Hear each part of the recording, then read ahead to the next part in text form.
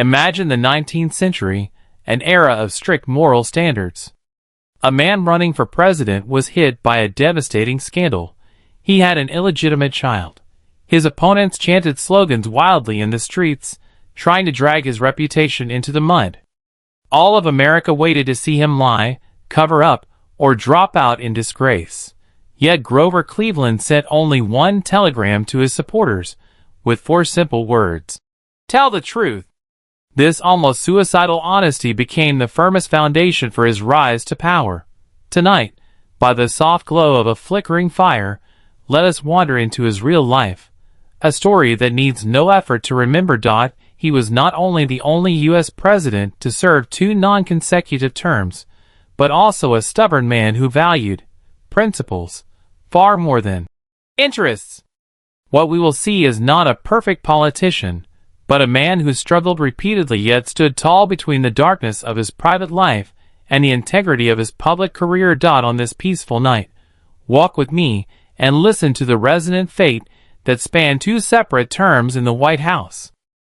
The turning point of the story came in the summer of 1884, during one of the dirtiest presidential elections in American history.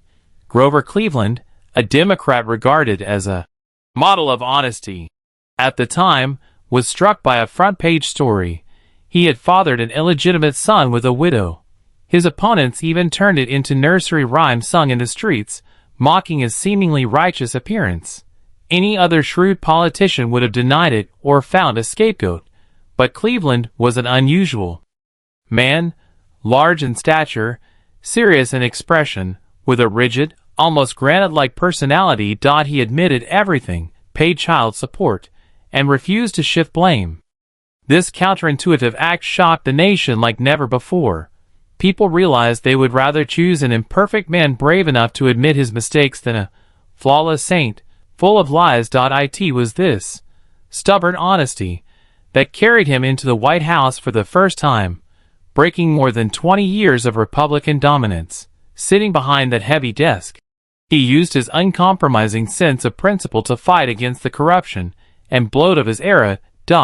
He would stay up late poring over hundreds of pages of records to veto an unfair pension bill, becoming a lonely veto president. Cleveland's principles shone brightly in his governance, but also cost him his power. He believed government money should be saved as carefully as his own, rejected all political patronage, and even refused to promote his own loyalists. Such integrity was wildly out of place in those chaotic times, and he angered interest groups accustomed to profiting from public office. In 1888, when he sought re-election, he won the popular vote but narrowly lost the Electoral College. On the day he moved out of the White House, his wife Frances did not hang her head like others. She told the White House steward, "Please keep the furniture just as it is. We will be back in exactly 4 years." To outsiders, it sounded like a foolish fantasy. No president in American history had ever staged a comeback after leaving office. During the next 4 years, Cleveland returned to New York and continued his law practice, yet never stopped watching the nation's course. He was like a boulder sunk beneath the waves, waiting for the tide to rise again. When his successor's policies triggered economic turmoil, people began to desperately miss that gruff, stubborn man who had guarded the national treasury. The 1892 election witnessed the most incredible comeback in American history. Grover Cleveland truly fulfilled his wife's promise, becoming the only U.S. president to serve 2 non-consecutive terms. But when he entered the White House for the second time, he faced an even graver challenge, an unprecedented economic crisis. At this crucial moment, fate delivered a secret blow. A suspiciously cancerous tumor was found on his upper jaw. If news leaked, the panicked stock market would collapse instantly, plunging the fragile nation into chaos. Cleveland made a highly personal decision. Late at night, he boarded a friend's yacht and underwent secret surgery on the choppy sea. Doctors removed part of his upper jaw and fitted him with a prosthetic, all disguised as an ordinary fishing trip. Before his wounds had fully healed, barely able to speak, he forced himself back to Washington. maintaining his tough-guy image in public. This extreme restraint and distrust of others showed his darker side, yet also his ultimate sense of responsibility. For the stability of the country, he chose to bear both physical and mental agony.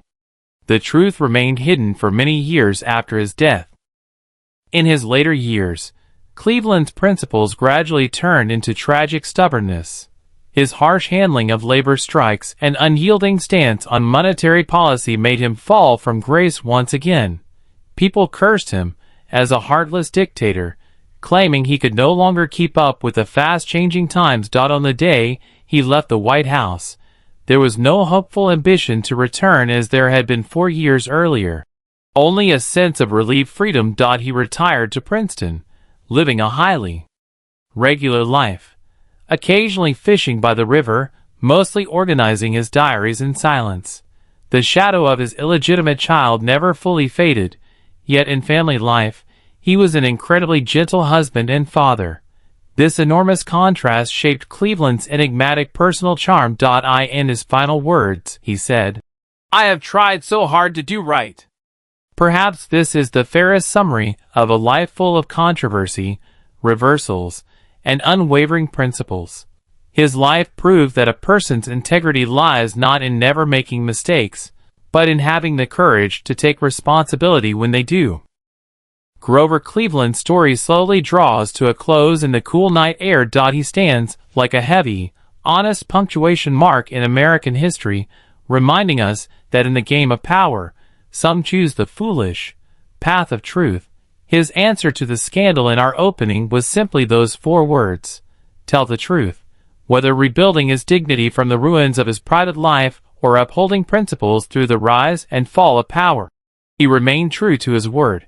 Now, close your eyes. Picture that large, dignified old man fishing quietly by a river in Princeton at sunset. The flowing water carries away fierce insults, the secret pain of surgery, and the legend of his return to power. All his principles have turned to dust, all controversies to peace. On this night that needs no memorizing, may the sense of duty behind his stubbornness become a steady comfort in your dreams. Good night. In this peace woven from truth and courage, may your dreams be as clear and calm as the truth he always chose.